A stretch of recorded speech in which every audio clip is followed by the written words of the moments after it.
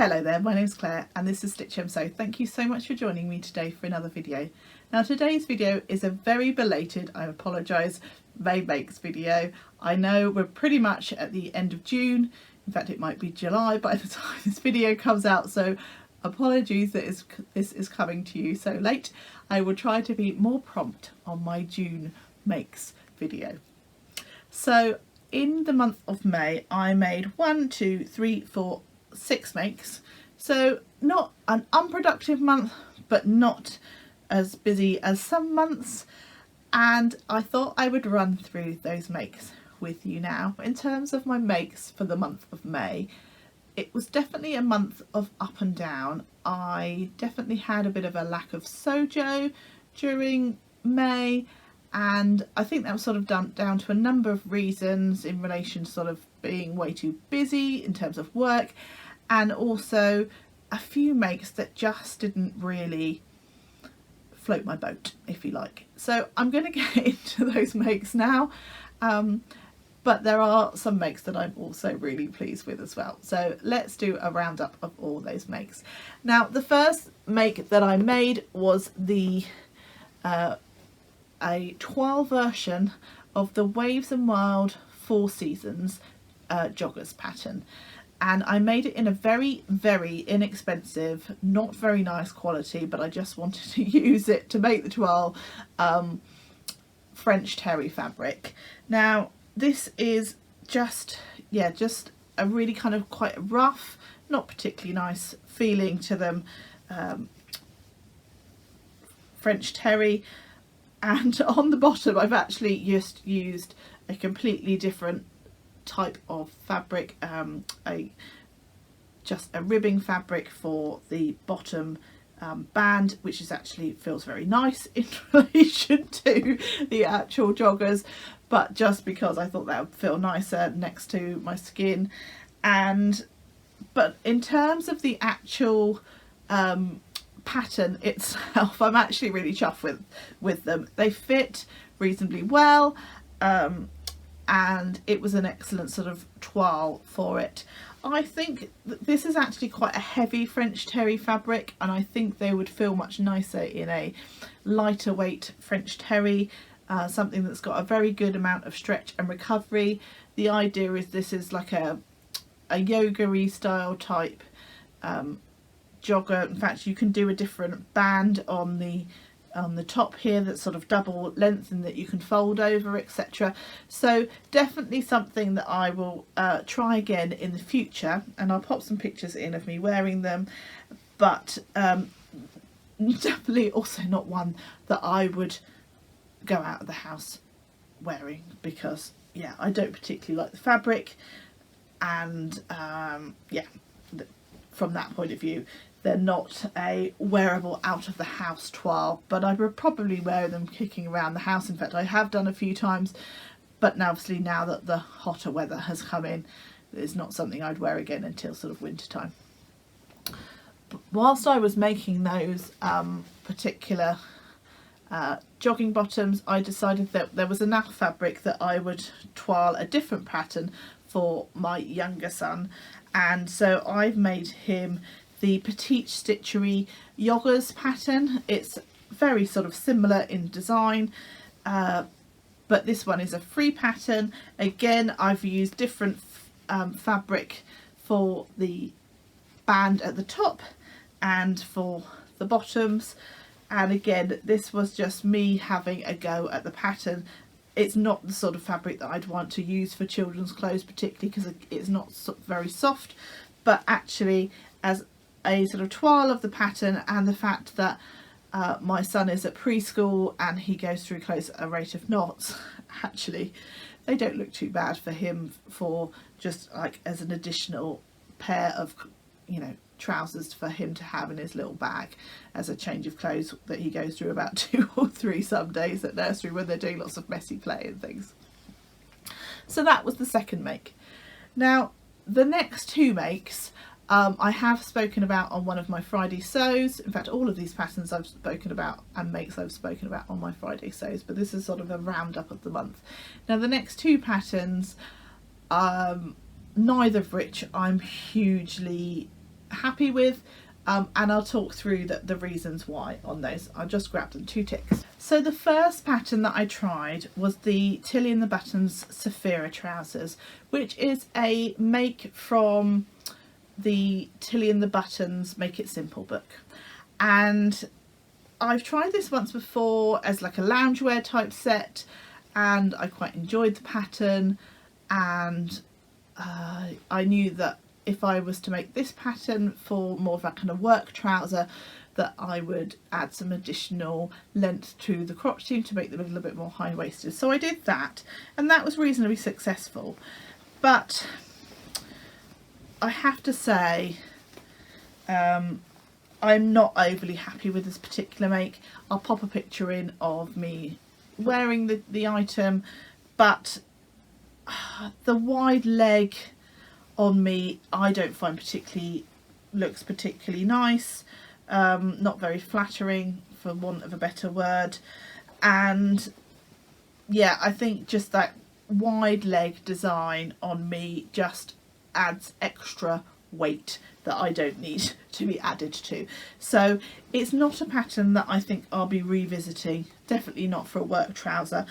I might see if I can salvage these, maybe I'll taper in the legs, see if that helps at all. But yeah, it's not something that I'm going to be rushing to make, I don't think, and I'm still on my hunt for the perfect trouser pattern. I think I'm going to give the Arden pants by Helen's Closet a try and see where I get with that one. So yeah, definitely not my most successful make.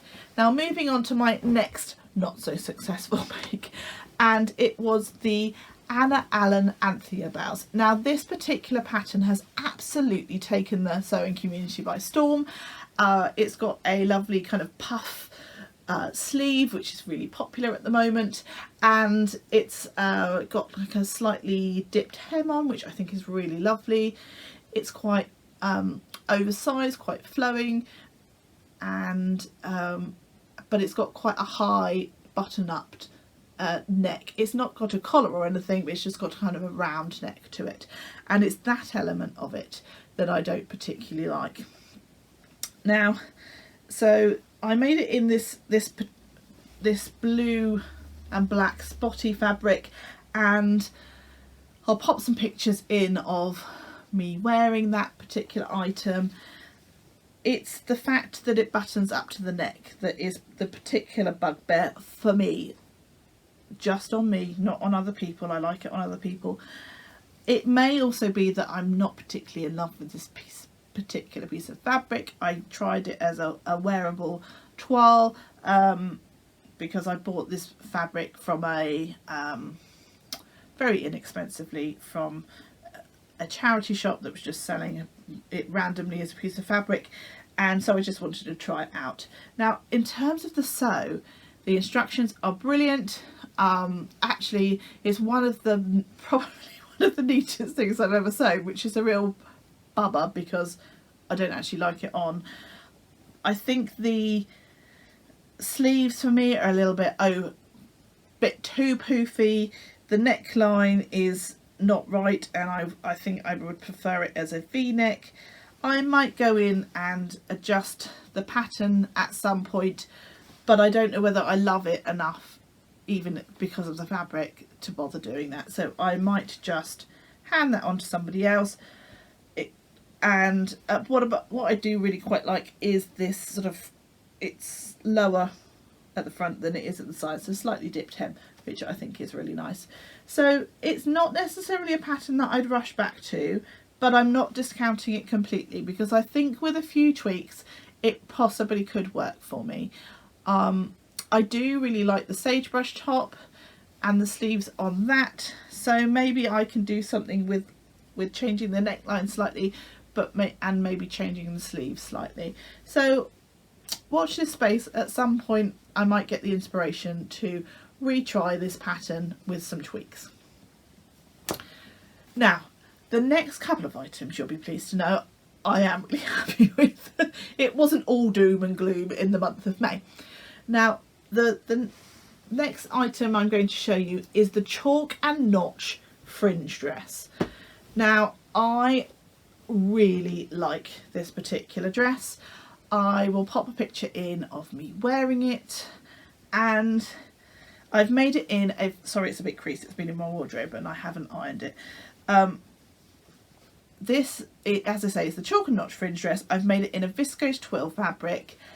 It's a green base with these large white and black flowers on, and this was a really lovely sew, and I love it. I think it's really nice. It's got a sort of a tie detail on it, which you can have in or you can omit if you want to, and you can either put the ties coming from right from the front or from the sides. I've gone for the front, and obviously it's got this button up placket. There are two versions of the chalk and notch fringe, and I'll pop a stock photo in of the line drawings.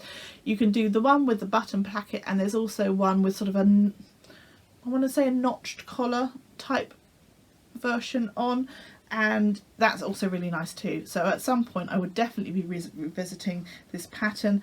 I added some length to this pattern. I think I added 1 or 2 inches, I'm not quite sure. I'm going to pop those details on the bottom, and I also added an inch to the length, I believe, of the skirt, just to give it a little bit more length, just because I wanted it to land kind of just below my knee, which it does, and I'm really happy with this make. Now the last thing that I made wasn't on my original plans for May. There was one item that I haven't made, which was the Megan Nielsen Brumby skirt. Now it's still definitely something that I want to make, but it just didn't happen. I hadn't bought the pattern, I didn't have the fabric, and so it just didn't happen. So, oh my goodness, I got in such a mess here. Let's try that again. So the last thing I made, and you will see, I've possibly seen this in my videos before because I've worn it since I've made it, is this Sagebrush top in this black ditzy print floral fabric. And this is a viscose fabric. I've made the Sagebrush top once before in a cotton fabric, and that the sleeves stand out much more on it, and it's much more sort of statement in terms of the sleeve. And I'll pop a picture in of that one. And that was in a white fabric that's got a sort of feathers design on. Very pretty fabric. But this one is by far my favourite. I much prefer it in the viscose fabric with the more sort of drapey version of that puff sleeve. I feel less sort of I don't know how to describe it. I don't know, I feel like an American sports player with the other one on a little bit, because those sleeves are so big. So yes, I'm definitely happier with this version. The other thing that I changed on this, because I didn't have huge amounts of the fabric and I had to kind of sort of piece it together a little bit, is it's supposed to have a tie. So you do bias binding for the neckline, and it's supposed to have a tie detail on the back that you bring round from the bias binding. But I'd already pieced together some of the bias binding, and I decided that I just wouldn't make the whole length. So what I've done instead is I have just put a little thread button loop on the back and popped a button on. And actually I don't need to, I can pop that over my head without having to undo that. So it's just kind of a feature there, which I really quite like. And it's got a little bit of a purpley hue to this button, and there's little purple bits within the flower, so I thought that worked quite nicely. I find the top particularly versatile. I can wear it for quite a lot of things. I can wear it to work with some nice trousers or a skirt, or equally it looks great with jeans or tucked into a pair of Jennifer Lauren Hammond Bastien culottes. So super pleased with this one as well. So a little bit of a mixed bag, as I say, for the month of May. Some makes that I'm not so happy with, and perhaps I will revisit at some point, and some other makes that I'm really pleased with and I will definitely be making more of. think that's everything from me today. I do hope you've enjoyed today's video. If you have, please do give me a like. If you haven't subscribed, I'd love it if you would consider doing so. Don't forget to hit that notification bell so you get notified of any future videos. And until next time, take care, happy sewing, bye bye.